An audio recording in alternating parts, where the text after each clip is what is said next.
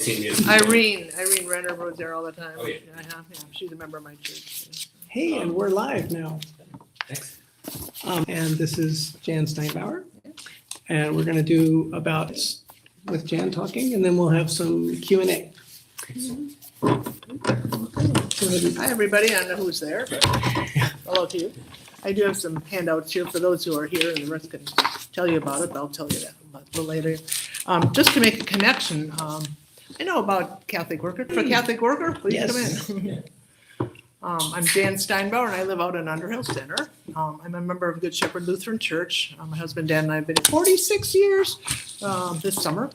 But I know about the Catholic Worker because ever since about, I don't know, let's say 1972 or 3 or so, I've been getting the Catholic Worker little magazine because Sister Mary Kay Flanagan, who was a social worker but took her orders to be a Franciscan nun, was one of my colleagues at a uptown ministry, which was a storefront poverty sort of place that the Lutheran Church supported, but was interfaith, whoever was there.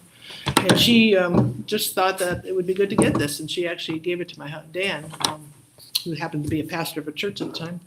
But I still read it, and I still get it, and so I just I value that. And I also know a bit about, Dorothy Day and all that, but also I'm familiar with Roman Catholic theology because Lutherans aren't too far off, of course. But I also got my master's in theology at St. Mike's back in the 90s. Just was wanting some spiritual growth and went there, and I felt very welcomed by the Edmondites and everybody else. We're all one of the same family. And I guess that's my message for today with what I'm going to be talking about. Is this, you can plug that in yet, okay? Oh, it's just net casting on YouTube. So there won't be any of this. You won't do that. We won't do this. Oh, okay. Okay. Want some pictures, but I don't need Can you tell us that. about this picture, Jan? Yeah, I will. Thanks. I'm here to talk about CASAN, it's pronounced, the Chittenden Asylum Seekers Assistance Network, which is a nonprofit group of us community members that organized about 7 years ago. Only got the 501c3 because we needed it for donations and all that sort of thing.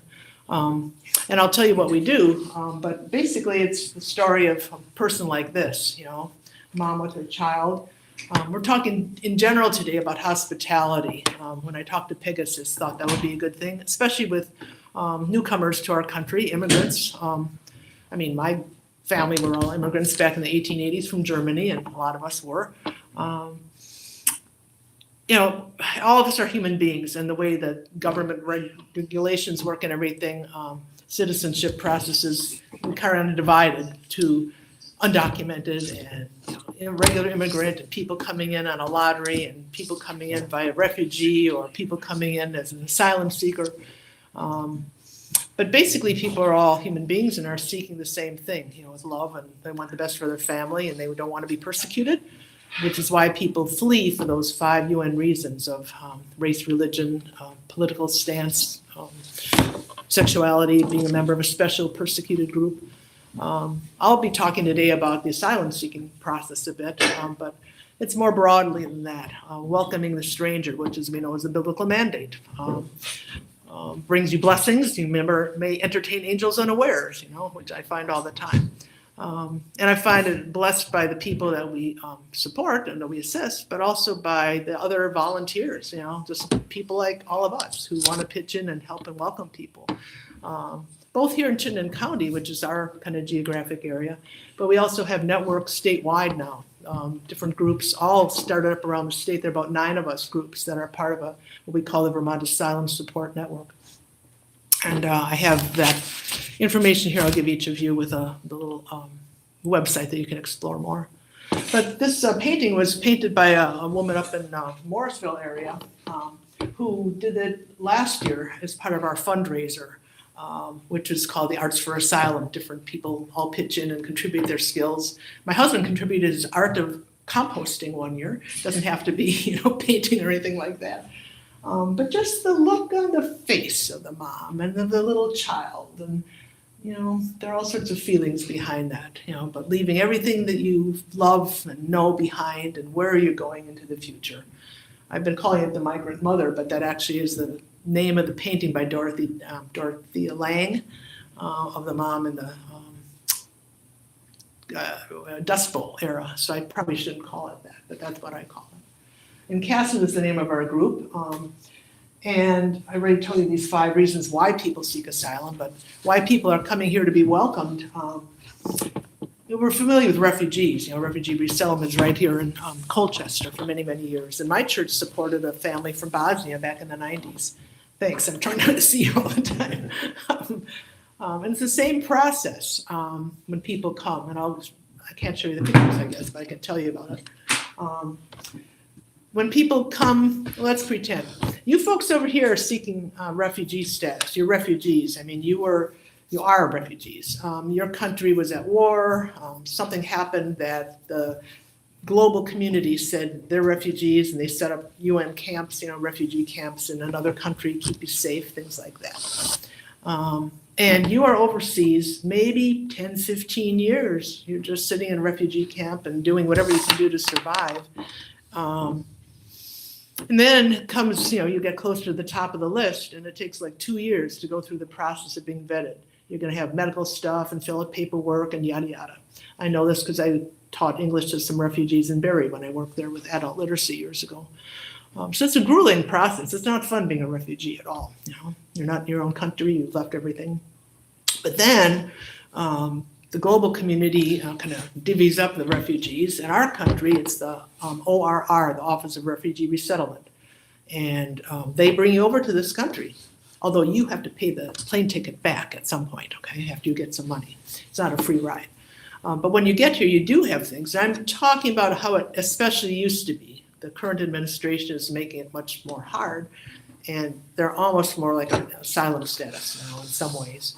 But normally when you would come, you would get help for the first number of months. You would get money to live on, housing, you could work right away, get English classes provided. So there were things that you were given and you could manage. And you had like a church community or others who were sponsors to help you. But you still have to struggle on your own. It's not a picnic coming. You guys, on the other hand, you had to leave your countries for the same reasons, persecution, war, whatever it might be, but especially, all sorts of conflict, civil war, whatever it might be. But you aren't classed as a refugee by the world community for whatever reason. It's more, it's maybe not as widespread or whatever. But you've just been a student in a demonstration, and they've been firing rubber bullets at you, and then they put you in a detention room for 3 days with no water, and they maybe torture your body. And if something happened to you in your country that you have to flee, right? You might be a mom like this mom whose husband was killed, and you're fleeing with your child, and you just leave. And let's say you're in an African country, you may go to a country down South America that accepts your visa or however you can get there. But then you make a long trek, oftentimes all the way up through South America, through the Panama Canal area, which is called the Darien Gap of 50 miles of hell, through the jungles, through Central America, through Mexico, and you get to the US border. And you can either, at least it used to be this way, you could either come to a regular port of entry and enter, or you could go anywhere along the border.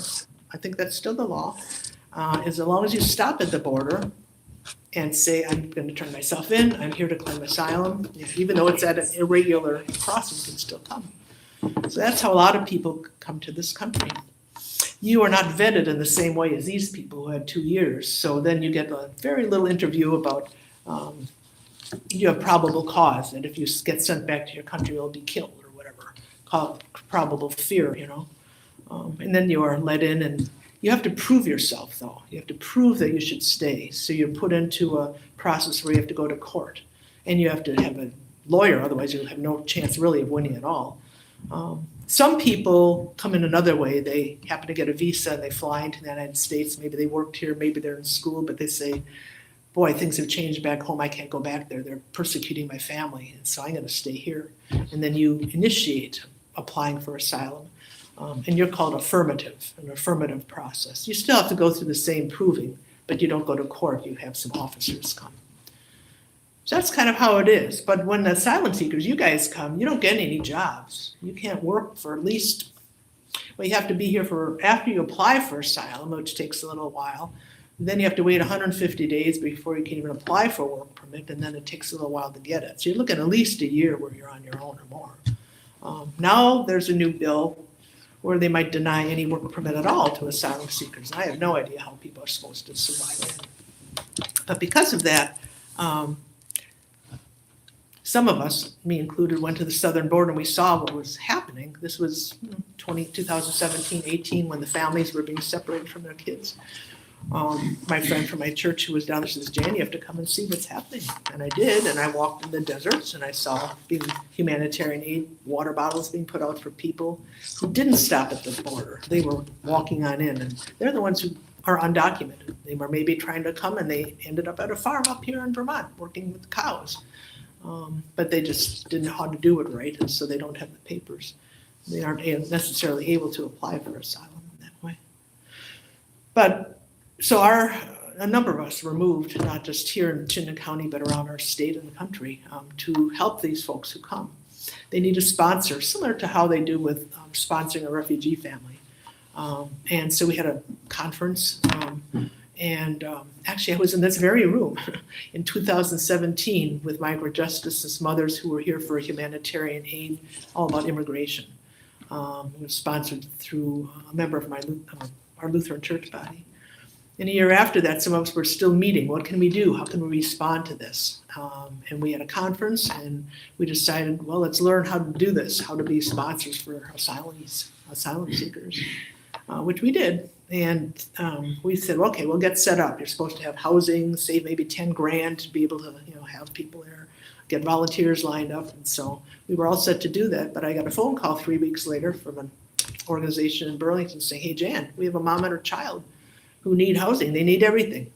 They're going to be seeking asylum. They were given the wrong information, told to go to Canada. But because of the Safe Third Country Agreement, that means that they have to first apply for asylum in the country where it's safe, which is the United States, which is questionable, especially now if it is, even then. So was this mom and a child, 2-year-old, who needed help. And so we said, and she said, can you help? And I said, yes. You know how it is when the Spirit inspires you to say yes and you don't know how it's going to work, right? Because we had some volunteers who had gone to that conference, but that was it. But that's how we started. Kind of flying by the seat of our pants ever since, But we can't help everybody, right? In the 7 years, we've given we call it wraparound support, where we help people. We sign on the lease with them. We are the co-signer of a lease. We're responsible for it. We pay all the rent and then gradually less and less when they get a job. We take them, make sure they go to the doctor visit if you're maybe got bronchitis from going through that Honduran jungle on your way up here. We make sure that the kids get checked up. And back in the day, having COVID, shots and all that. Just the typical thing you do need to live, right? Hooking people up with English language, lessons, getting the kids into school, getting into Head Start. All the pictures that I have on that little flash drive would basically show those things, helping people have clothing, right? As I was coming here, I passed a road and I thought, I remember that road. That's where I got that one mattress, right? Just asking people for donations of things. We buy some things also, but it costs money. Money for food. We would give a stipend, enough money that people could live on, some spending money, things like that. Transportation, giving people rides to things until they get their driver's license, helping them get the grant from VSAC to get the driver's ed training and then drive them to the driver's lesson, so they can do it. And then trying to find a donated car or a low-cost car. We're in the market for one right now for a gentleman who has a lot of medical needs, but he really needs a car. He got his driver's license and we're looking for another car. Our people aren't eligible for the Good News Garage cars because that's only through the reach up. And Does everybody know what Good News Garage is? Yeah. Okay. It was actually founded by my church along with other Lutheran churches. I was there and I find it very ironic that my people now can't get a car there, but I understand why. Al Colson was a member of our church. The other day we paid for a bicycle at Old Spokes Home because a man needed to get around. That's another option, but moms and kids are a little different. So that's the sort of thing, helping people get their feet on the ground, get established, and gradually then our support goes away and we can take on another family. So we've had about 13, 14 of those type of households in 7 years, which is a lot when you think of it. Not all of them are fully fledged yet. We may get a little bit of support here and there for a single mom. I'm not sure when some of them will be fledged. You know, if you're looking at a single mom with more people in the family, little kids, it's really hard to know when they'll really support themselves. But it's wonderful when people do. Everybody wants to work. They want to be independent. You know, they're just eager to do it. People come with all sorts of skills, either from not much. You know, they were indigenous people working in the cornfield back home in Central America, to people who are doctors and have to clean the floors for a while until they, you know, get the certification and can do it. We've had people from, some people have come with a couple college degrees knowing English. Others, you know, have some skills, you know, but they have to learn the language before they can really do anything. We have a mom who came not really knowing much English at all, and she is an LNA now at the medical center. Not the one I was telling you about, but just amazing progress that some folks make, you know. And they're also very traumatized people. There's all sorts of things that they've been through, why they had to flee back home. They're traumatized now because of the stress of all the anti-immigration in our country. It's not a happy time. Even the first mom that I told you about, little girl, saw her last night at the multicultural festival at the Essex High School. I invited them to come because I knew that the little girl loved the drumming at the international festival we were at one year. But, you know, they got asylum granted. Out of those families, it takes a very long time, even longer now, because judges are being fired. One man just heard that his court case is pushed off 2 years. Meanwhile, he has family back home that he was hoping to reunite with, you know. A lot of people that are came affirmative way, like I said, they flew in. They're waiting 8 and 9 years. Meanwhile, their families are separated. The court cases had been taking about 3 years, but now it's much longer. 3 of our households have gotten asylum granted. It's a very grueling process, sitting through that trial. The government doesn't provide them a lawyer. We do. We pay for it if we can't get pro bono. $5,000, $7,000 to pay for that. So if you hear about the $1 million that we're trying to raise here in this country, in the state for pro bono lawyers with Vermont, with VAP they call it, Vermont Asylum Assistance Project, that will benefit us in the long run because we can have more free care. Just a second. Yeah, go ahead. If you're just tuning in, this is the Catholic Worker Roundtable in April. No, it's May 2nd of 2026. And Jan will be able to talk for another 5 minutes, if that's okay. The most, and, yeah. Yeah, and then we'll have some questions and answers. Yep. So Yeah, thanks. thank you. Where was I? Oh, yeah, the court. It's, in my experience, which there have been a couple that I've sat through, it's very much like when you see those TV programs about judges, you know, and what it's like where the opposing lawyer is just trying to put you down for everything that you say and poke holes in your story. That's how it was. I was shaking. My stomach was in knots on behalf of these people because I know they're telling the truth. These people, our group works with people who are following the legal process because they have that opportunity. You know, they crossed and they got the papers, and we are trying to do everything right. The laws keep changing these days, so we never quite know exactly how it is, the rules. Now people have to pay an annual fee of $102 to keep your asylum application live. And if you don't, they might throw out your case when you get to court. So I'm trying to be very careful to make sure all people have that. Now, instead of just being able to apply for a work permit, you have to pay $520. Well, how are you going to do that if you don't have any money, if you're supposed to not be working, right? And we always get the children as well, because that's their way of getting identity, of getting a social security number that can open your door to a lot of things, right? If you don't have it, it's a problem. And so we get it for each of the kids. So if you have a family of 4, that's $520 times 4. You know, it's just a lot of barriers to folks. We have served people from around the globe, from Nepal, Mexico, Central America, South America, about 7 or 8 African countries, Turkey. I always say that people say, why are they coming here? And I've read this in the past, talking about preferential options for the poor and immigration theology. When you look at all the causes of what happened in Central America and things like that. Why are people poor? Why are they struggling? Why are they coming here? Because we in our government were there.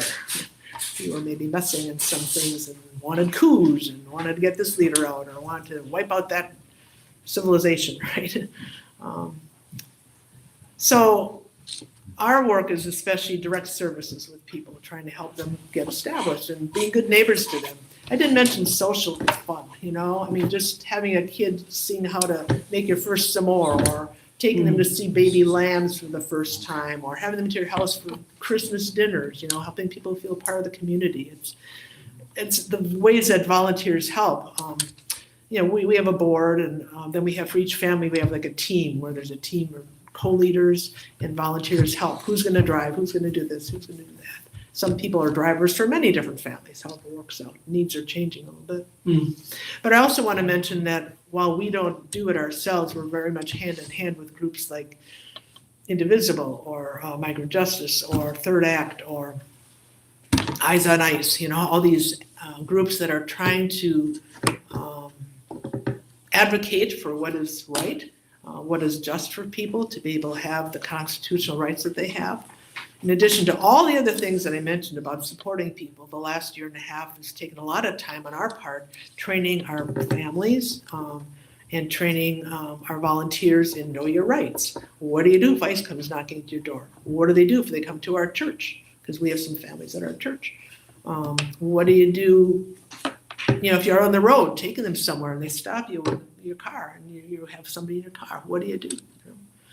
What do you carry with you to show your identity that you're in the legal process? What do you do if they arrest you anyway and throw you in detention? We have some grants statewide that can help us pay for some of those fees because there have been people unjustly arrested. And they usually get out, but in the meantime, they have bills for their rent and things like that. So I was just telling a woman this morning, a community member, what I need from her information about the debt that the man owes, or what are the bills that he has for legal fees that we can help with some of the grants that we have. Actually from the state office money and also from a private foundation to help all of us help people with these fees because it's way beyond what they can afford. If you are in the clink for 3 months, you can't pay your rent. Who's going to help you do that, right? I could go on, as you probably can tell, but I'm going to stop. And I've been talking at a quick rate, I know. Sometimes I have an hour, and so I try to fit in 15 minutes what I would say in that time, right? But, So we'll have questions, questions and answers for 10 minutes. And if anybody doesn't want their voice on the video, here's a pen and paper, and you could pass it over here and I could read it. But if you're okay using your voice, go ahead and use your voice and ask, or raise your hand and I can see you and I can bring you the pen and paper. Tried to explain a little bit about the asylum process, how it varies from refugee, but again, I emphasize that we're all human beings and we want the same love and everything for our families, and that's what the calling is, why I do this, why our volunteers do it too, because we see the humanity in each other and we want to extend God's welcome. I think you mentioned how many volunteers you had, right? Oh, I don't know. It depends on What year? Yeah, I mean, we've had over the years, I don't know. The last months, I'll say a lot more people are contacting us because it's on everybody's minds. And I have to say, well, just know that we value you. I hate to have volunteers that come and don't do anything, don't take advantage. But we probably at this point have more people than we need for the current families, to help with different things are kind of taken care of.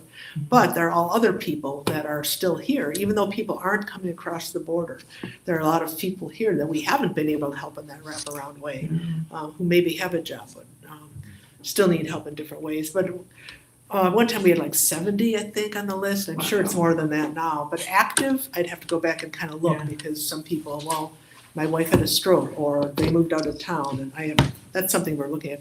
You can be the first to know because this is not public knowledge yet. I will be announcing it tomorrow. If you want to hear more, we have an update at the Friends Meeting House. The Bassett House is hosting us, but we have our annual in-person update where we share what's happening. You'll meet the board members and you'll see different artwork, not just this, things like that. That artist will be there with new paintings from this year, but see some of the art that they came to support our work. It's a fundraiser. When's that event? Tomorrow Oh, at 2 o'clock. yeah. Unfortunately, it's the same time as the Cots Walk. I mean, there's so many Oh, things. yeah. Even today, there are things, and tomorrow as well. But there's also an opportunity Thursday, this Thursday at Have Zedek. They're hosting us along with Vermont Community Action to do a fundraiser. I'll give you some of these. It's a dinner event. I mean, we need money. Everybody does, in order to do stuff. That's what we do. What was the question again? You were starting about to divulge something that we'd be the first to know. Oh, yes. For the first time, we are hiring somebody because it's just a lot of work and things have just cranked up. And I've known it for 3 years that I need help. I'm the chair of the board and I'm also the coordinator for most of the families and do a lot. I've been retired for 10 years and 7 of those have been working basically full-time as a volunteer for this. Along with. We have time for 3 more questions. Yeah, go ahead. I'm sorry, you have a hand up. I was volunteering. Oh, that's what the hand was, okay. Well, I'll give you the little thing here that has the website for those of you who aren't here is www.casanvermont.org. Stands for Children and Asylum Seekers Assistance Network. And then you can go to our Vermont, New Hampshire Asylum Support Network, which is a statewide vtasylumsupport.org. I'm going to get these printed in color on the way home, I hope. Pass it on down to that I gentleman. have a quick question. Yeah, go ahead. I'm raised by trade, as you Yep. know. What kind of assistance can I provide for volunteering within the community, and how does somebody go about connecting with the broader that volunteer network? If you want to volunteer, you're talking about for us. Yeah. You go to our website and we have a volunteer tab. We have a volunteer interest form. You fill it out, it goes in automatically into a spreadsheet, and you'll be contacted to come to an orientation and then different trainings, and we'll see what your interests are, what your skills are, how they match. And like I said, it can take a little while to do that, just to find the right match. Not always, sometimes it's immediately. Tech skills, we have a website. Fundraisers, like I said, different things that we do, the gamut that you do for a nonprofit. We need board members. If anybody wants to help the leadership roles, that'd be great. Thank you. You mentioned a group, I think it's called Third Act. Third Act, yeah. What is it? I don't know that. It's a group that's mainly older people, so you don't know it yet. Meaning Next year. those of us who are, in the third act of our lives. I think that's how it is. I think it was maybe started by Bill Kibbins, I'm not sure. But it basically is saying how can you volunteer your time and invest yourself with other people when you're in your next active life, Many of us, I'm just turned 3/4 of a century old this year, which I'm proud to say. And I'm hoping that I have another decade or decade and a half of energy to give, before I say, okay, now I'm ready to sit back and read and eat bonbons all day, or whatever you do when you're really retired, I don't know. But I have to say, when you feel the calling to serve, you follow your heart. Yeah, you're more than welcome to explore either individually with us or as a group, One thing I keep wondering is with the current way that people are getting, the current government in the United States is trying to deport as many people as possible, and there's a lot of great resistance against that. But what is there any way to predict? Well, first of all, is there numbers on how fewer people are actually coming in and to the United States, and also is there a way to predict where the next wave would come from, or is everybody in the world saying don't go to the United States because you're just going to get kicked out? How's that? Yeah, I don't know if I can answer all that, to tell you the truth. Right, What of course. you could maybe go to another website, which is vaapvt.org, which is this here in Burlington. Our good partners who are pro bono lawyers, they're trying to coordinate all the different legal stuff in town, and they have a very good resources page and blog where they try to keep people up. vaapvt.org. But from what because I do go to case rounds there and things like that, and from what I've heard, I don't know the exact numbers, Pegasus, but I have been here in our area, I haven't heard of people coming up at all. Some of the pipelines have been stopped. You can't get across the border, Although I do have my friends still down in Arizona people are still getting through somehow, where the fence ends down there and you can still get across the border and come in. Not that many though. Area, Pardon? the Douglas area. I don't know just where it is. I don't know. I was down in Nogales, I was in El Paso area, and, anywhere along the border there. The fence or the wall doesn't go everywhere. But here in Vermont, we are not seeing the numbers coming in. Well, about refugees, and there they do have numbers. Tracy Dolan, the state refugee office, can tell you exactly how many refugees have come in or not. Nobody really quite knows how many asylum seekers there are. We have a more handle now than we did 7 years ago, but there are still a lot of people that we don't serve and you don't know about them because they're not necessarily, there's no one office that welcomes people that way. Although there's a study going on in the legislature now for the Office of New Americans. About 25 states have one of these, and we're hoping that we get something like that. We might call it Office of New Vermonters, because people don't like the New Americans term. People from South America say, I'm an American, right? I'm not a New American, right? It's true.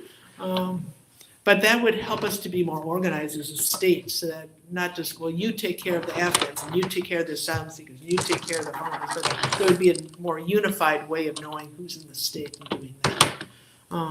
But I don't know if anybody knows where a wave of people is coming from. We've had a lot of people from Ecuador and Colombia in the last 3 years started coming because of all the drug cartels that were pressuring them down there. Did you talk about Afghanistan earlier? I didn't, but Afghanistan is kind of a different grouping. I mean, we know about them, but they came as refugees, but they also had to apply for asylum. They weren't exactly refugees.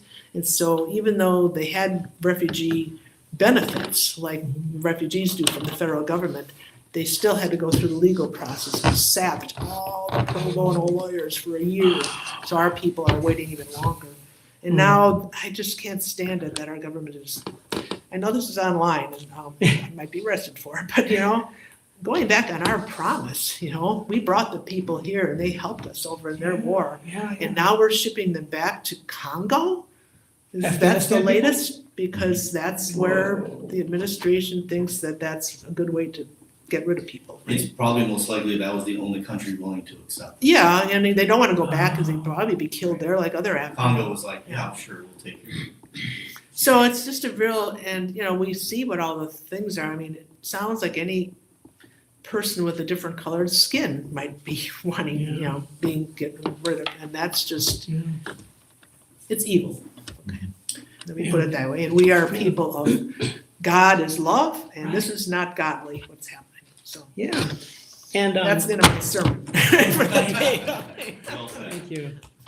And again, this is the monthly roundtable on YouTube for the Vermont Catholic Worker. Next month will be on June 6th, Saturday, June 6th at 1 o'clock, talking about the Lexi Tay. So we'll talk. Deacon Josh will be our speaker at that one. And so maybe we'll hear a little bit more about how Catholic social teaching affects this issue of like being welcoming. And when you just said a few minutes ago, evil, it's like, well, yeah, if you're a Christian, then the idea is to support everybody, and immigration and human rights is just so important. Anyway, so And don't forget that preferential option for the poor. Yes, Okay. yes, and we'll continue this discussion right now offline. So those of you online, see you next month. Nice to meet you virtually, everybody. And now I'll find the end of the stream. And take a look at the stream because it's in the wrong frame right now. Got these little flips. I ran this